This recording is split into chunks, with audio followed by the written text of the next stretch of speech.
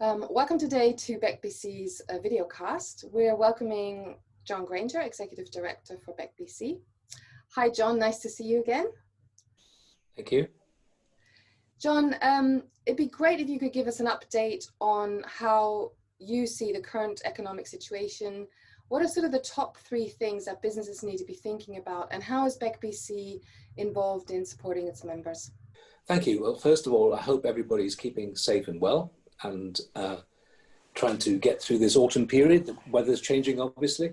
There's a bit of new termism in what I'm going to say, because obviously that correlates quite nicely with the fact that children and students are returning to places of education. And luckily, they're into the second week now, most of them, and it seems to be going pretty well. As far as I understand, the attendance rates are well into the upper 90s, which is very encouraging to see that so many people have actually followed the government guidelines and actually sent children back to school. This, of course, has an effect on people working as well. At the end of August, a lot of the furlough periods finished and people are now returning to work. Some people for the first time in nearly 6 months. So they're going through a form of induction at the moment, which means that getting back to a little bit of normality. For the rest of us who've been working from home, perhaps, it's a little change in that sense, but there is quite a lot of change out there in the streets. In Cumbria, it's quite interesting because we seem to have had some sort of normalization for a while yet. If you go to the cities, Manchester, Liverpool, London, in some areas they look like ghost towns. Far fewer people, far less density than there ever was before. And they're having to come to the reality of changed working practices. Around in Cumbria, obviously there's that sort of reset now and getting back to work for so many people. Although some companies will clearly be struggling, there've been a lot of support from government so far in furlough schemes, but now that the figures are changing slightly, there is more reliance upon the company to fund part of that themselves. So we may see a change during September and certainly during October as that figure reduces. As far as BEC Business Cluster is concerned, we've been running a full program of workshops and seminars right through the summer period, and we're continuing to do that. And if you want to know about anything that we're actually running, please go on to our newly revamped website, which I'm very pleased about, which gives you every indication of how to join these particular sessions. They're very well attended. We have some very good speakers. And what we're trying to do in the business cluster is to support everybody who is a member to actually being able to get back to some form of normal work situation.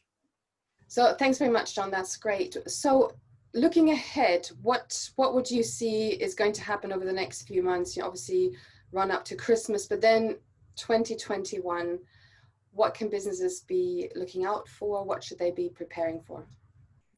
Well, I think when we started this pandemic, people were looking to the autumn as being the date for when this would be all over. And clearly we're in autumn now, and we don't seem to be getting to the end of that period.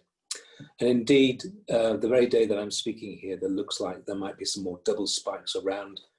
In Cumbria, we're surrounded by areas that have got a higher rate of infection. And so everybody's being very aware of that. So to avoid any sort of double lockdown situation, I think people need to be far more responsible for their actions. Getting back to work as we move from late autumn into winter and 2021, I hope there's more normality with actually people being able to see one another across the work table rather than do things just virtually. We are trying to, within the cluster, organise 1 or 2 meetings where there's a smaller gathering of people that are properly socially distanced, that enables people to actually see one another for the first time in a different way. And I think that practice hopefully will increase. We will try and use our colleagues at Energis to try and get back meetings over a period of time, but we won't rush things. I think it's very important that we actually observe all of the strict rules and guidance the government come out with, so that we are seen as a responsible membership organisation that is giving the best information, the best support that we possibly can to all of our membership. When you think about people returning to work, it's just one thought there. How do you see this playing out in terms of maybe people having lost their jobs what can members of BEC, but generally people do to encourage those who might have lost a position or who are looking for a new position? I think any form of redundancy is absolutely desperate for the individual involved. It's not a question of the numbers, it comes down to that single person level. And obviously we have a great deal of support and sympathy for anybody who's going through that particular position at the moment. There are activities within social media that are trying to help people get back to work and looking at different opportunities as they come. And I'm hoping that members will post any vacancies that they have with us to encourage people who are with fellow members who might possibly be losing their jobs in the period of time, that they can be encouraged to apply for them. It's a very difficult situation. It's very sensitive, and as I say, it's very much at an individual level.